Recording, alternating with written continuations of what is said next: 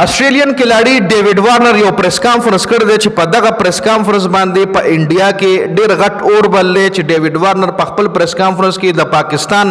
پاکستان د کراود د پاکستان د عوامو کم صفت کړی دی نو انډیا والا وایي چې ډیوډ وارنر خو ټول عمر په انډیا کې تیر کو د آی پی ایل هر سیزن ته ډیوډ وارنر راغلی دی دومره صفت خو د انډیا نه دی کړی څومره صفت چې په میډیا باندې په لایو پریس کانفرنس کې د پاکستان کو نو د انډیا په میډیا باندې د انډیا په عوامو باندې یو غټ اور بللی جی اوس ډیوډ وارنر د پاکستان حواله سره څه خبرې کړې دي څه صفات کړې دي اگر سره په دې ویډیو کې شریکوم خو هغه نه مخکې کچری تاسو په خپل کور کې سولر سیستم لګوي سولر انسټالیشن کوي یا تاسو ملګری یا تاسو خاندان کې څوک سولر سیستم انسټالیشن کوي نو بالکل کم ترین ریټس په تاسو لا زموږ ملاويږي سولر انسټالیشن تاسو لا په سکرین باندې زموږ د کارت ښکاری په دې باندې رابطه کول شي بالکل پټول کې پی کې به تاسو لا کم ترین ریټس ملاويږي د سولر انسټالیشن جی راځو ډیوډ وارنر پریس کانفرنس طرف ته ډیوډ وارنر خپل پریس کانفرنس کې خبرې کړې دي چې د پاکستان او انډیا جنگ نه پس تاسو لپاره راځي ټول نه پهله د پاکستان نه چې کم کې لړۍ تل وغه ډیوډ وارنر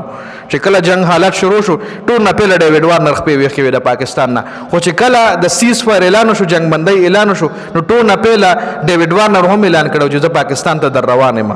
لکه یو طرف لکه زر تلو نو بیا زر راغو هم او استرالین کلاړي چې استرالین خلک چې کوم دی دومره غټ ریسک نه اخلي څومره غټ ریسک ډیوډ وارنر رښتې ولې اشتلې چې پاکستان کې ولا مینا ملو شوی دا ډیوډ وارنر ویلي چې ما پوره دنیا کې لوبي وکړي پوره دنیا کې مالی ګونو کول پوره دنیا کې زو ګرځیدم خو چې کومه مزه په پاکستان کې د کرکټ ته دا په یو بل ملک کې نشته پاکستان کې د کرکټ چې څومره مزه ده دا په یو بل ملک کې نشته د پاکستان او عوام مونږ ته ډیره غټه مینه راکړه او زما خوش قسمتي ده چې زه د خپل کرکټ په کیریر په اخره کې مې پاکستان کې لوب وکړه دا وایي زما ډېره غټه خوش قسمتي ده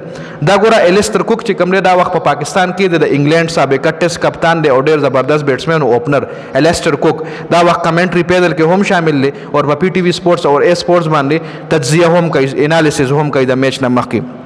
نو الیستر کوک ویلی دی چې ما خو ډېر زبردست شاندار خپل کرکټ کیریر تیر کړی دی خو په دې وجه زه افسوس کوم چې کاش ما په خپل کیریر کې پاکستان کې هم لوبې کړې وي الیستر کوک په پاکستان کې لوبې نه کړې ځکه 2009 نه 2015 پورې پاکستان کې کرکټ بیا د انګلند چې کم وزټس په د انګلند بچ کم را پاکستان دوره وضعیت میچز په دوبۍ کې کېدل شارجه باندې نو په دې وجه الیستر کوک وایي چې دا زما د کیریر به مال افسوس دار دی چې ما په پاکستان کې کرکټ نه دی کړی ځکه ډیوډ وارنر هم د پاکستان د عوامو د دومره غټ صفت کړی ډیوډ وارنر مزید په خپل پریس کانفرنس کې ویلي دي چې په ګراوند کې عوام موږ ته یو شان مینه راکوي او چې بیا کله هوټل ته لاړ شم نو هوټل منیجمنت د هوټل سټاف او هوټل کې چې کم سرویس وي یا هوټل کې چې کم پاکستانیانی ای موږ ته ډېره غټه مینه راکوي چې ګراوند ته راشو یو رنګ مینه راله ملاویږي چې هوټل ته واپس لاړ شو بل رنګ مینه راله ملاویږي لکه د بچایانو زموږ دلته په ګراوند کې مینه راکوي او چې هوټل ته لاړ شو د بچایانو غونډې استقبال مو کیږي او ډېر زبردست سرویس موږ له په هوټل کې هم ملاویږي او په پاکستان کې کرکټ کول زما ډېره غټه خوش قسمتي ده چې د کرکټ د خپل کیریر په اخر کې ما په پاکستان کې کرکټ وکړو جی